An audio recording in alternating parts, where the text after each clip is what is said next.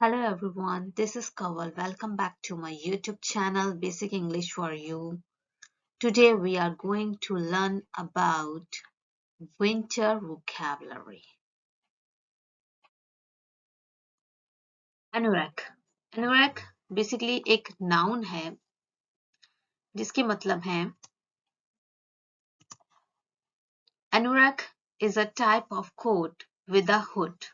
Basically एक coat होता है जिसमें हुड होता है और ये सर्दियों में इस्तेमाल किया जाता है. अनुराग एक किस्म का कोट है जिसमें हुड होता है. सेंटेंस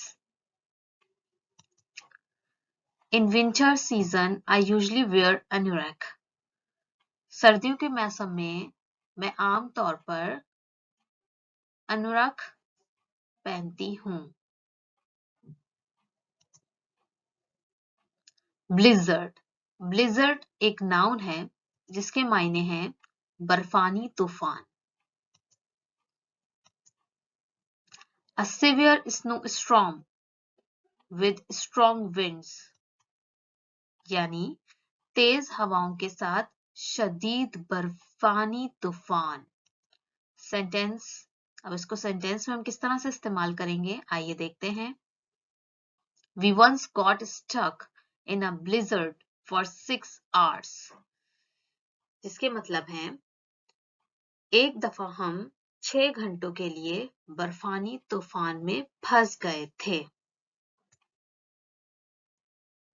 स्नोफ्लेक स्नोफ्लेक एक नाउन है जिसके मायने हैं a small piece of snow that falls from the sky. जिसका मतलब है बर्फ का एक छोटा टुकड़ा जो आसमान से गिरता है. अब इसको हम सेंटेंस में किस तरह से इस्तेमाल करेंगे. A single snowflake landed on the floor. जिसका मतलब है कि बर्फ का एक छोटा टुकड़ा जमीन पर गिरा. नेक्स्ट जो हमारे पास वोकैबुलरी है वो है एवरग्रीन. एवरग्रीन भी एक नाउन है जिसके मायने हैं सदाबहार. बेसिकली यहाँ पर हम ये एक दरख्त के लिए इस्तेमाल कर रहे हैं. एवरग्रीन जो वर्ड हम एक दरख्त के लिए इस्तेमाल कर रहे हैं वो दरख्त जिस पर मौसम का कोई असर नहीं होता, जिसके लीव्स यानी पत्ते जो होते हैं वो पूरे साल हरे भरे रहते हैं. A tree which has green leaves throughout the year. वो दरख्त जिसके पत्ते साल भर होते हैं. इसको सेंटेंस में हम किस तरह से लिखेंगे आइए देखते हैं. We have evergreen trees in our area. हमारे इलाके में सदाबहार दरख्त हैं.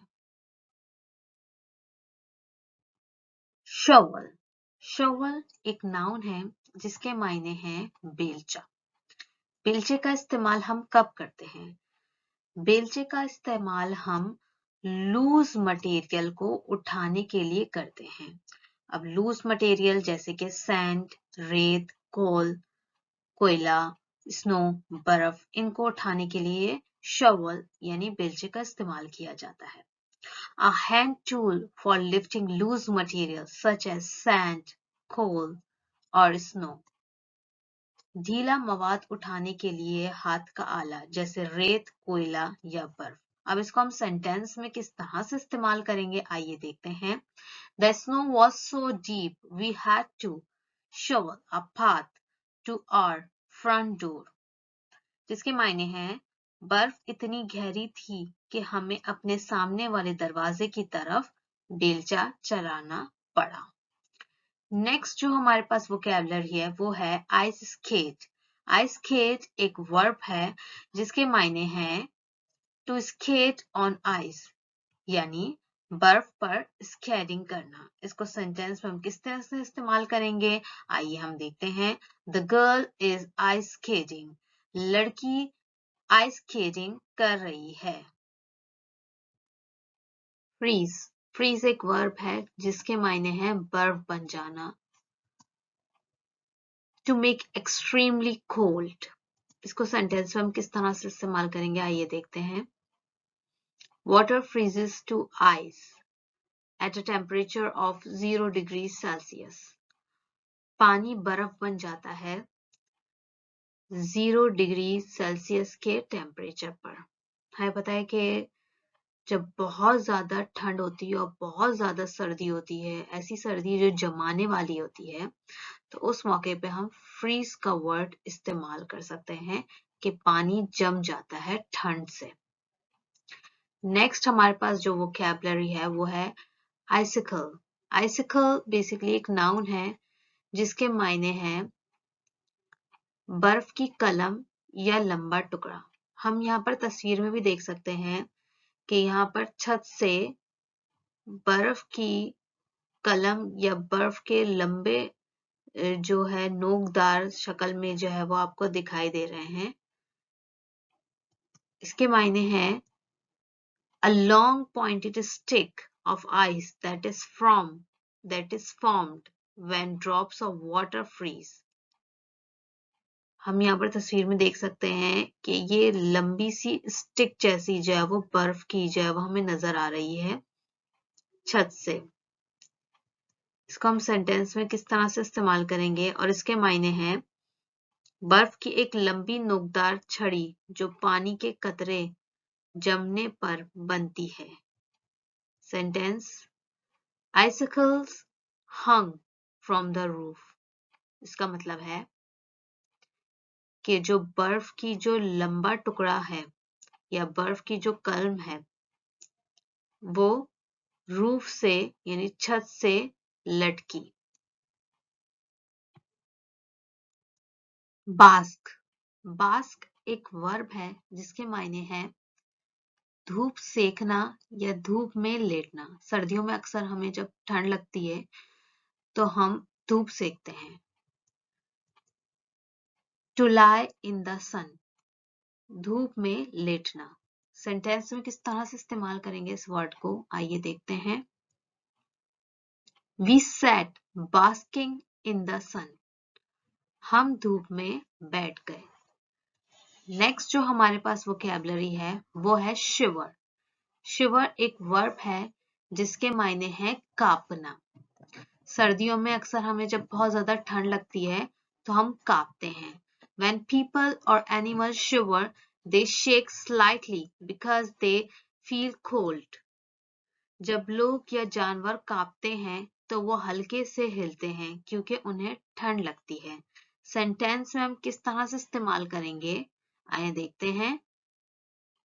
You are shivering with cold। इसका मतलब है तुम ठंड से कांप रहे हो। फोग।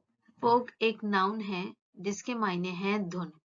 सर्दियों में अक्सर धुन होती है जिसकी वजह से आप रोड नहीं देख सकते, जिसकी वजह से आपको देखना बहुत मुश्किल हो जाता है। बहुत मुश्किलों से रास्ते दिखते हैं। सर्दियों में अक्सर फोग होती है। A thick cloud of very small drops of water in the air close to the land or sea that is very difficult to see through it। जमीन या समंदर के करीब हवा में पानी के बहुत छोटे कतरों का एक घना बादल जिसे उसके जरिए देखना बहुत मुश्किल है। इसको अब सेंटेंस में हम किस तरह से इस्तेमाल करेंगे, हम ये देखते हैं। Heavy fog made it difficult to see the road। शदीद धुंध यानी हैवी फॉग की वजह से शदीद धुंध ने सड़क को देखना मुश्किल बना दिया। यानी इतनी शदीद धुंध थी कि जिसकी वजह से हम सड़क ही देख ही नहीं पाए। नेक्स्ट हमारे पास जो वोकैबुलरी है वो है रनी नोज। ये एक एडजेक्टिव है जिसके मायने हैं बहती हुई नाक। सर्दियों में अक्सर हमें फ्लू होता है, लेकिन जब बहुत ज्यादा फ्लू हो रहा होता है तो बिल्कुल पानी की तरह नजला बह रहा होता है। तो इस सिचुएशन में हम ये वर्ड इस्तेमाल कर सकते हैं रनी नोज, जिसके मायने हैं बहती हुई नाक। Producing a lot of liquid. Sentence में किस तरह से इस्तेमाल करेंगे, आइए देखते हैं। He has a runny nose। उसकी नाक बह रही है। quilt एक नाउन है जिसके मायने हैं रजाई। सर्दियों में अक्सर हम इसका इस्तेमाल करते हैं। A decorative cover of for a bed। और ये जो quilt यानी जो रजाई होती है ये डेकोरेटिव होती है, इसके डिजाइन वगैरह होते हैं। इसको हम सेंटेंस में किस तरह से इस्तेमाल करते हैं आइए देखते हैं। I am feeling cold today, please give me a quilt। मुझे आज ठंड लग रही है, बराए मेहरबानी मुझे रजाई दे दें। नेक्स्ट हमारे पास जो वोकैबुलरी है वो है मिटन। मिटन के मतलब है, मिटन एक नाउन है जिसके मायने हैं दस्ताना, और ये खास किस्म का दस्ताना होता है यानी ग्लव होता है। A type of glove with a single part for all the fingers but the thumb which is in a separate part। ये खास किस्म का दस्ताना होता है जिसके दो सेपरेट पार्ट होते हैं।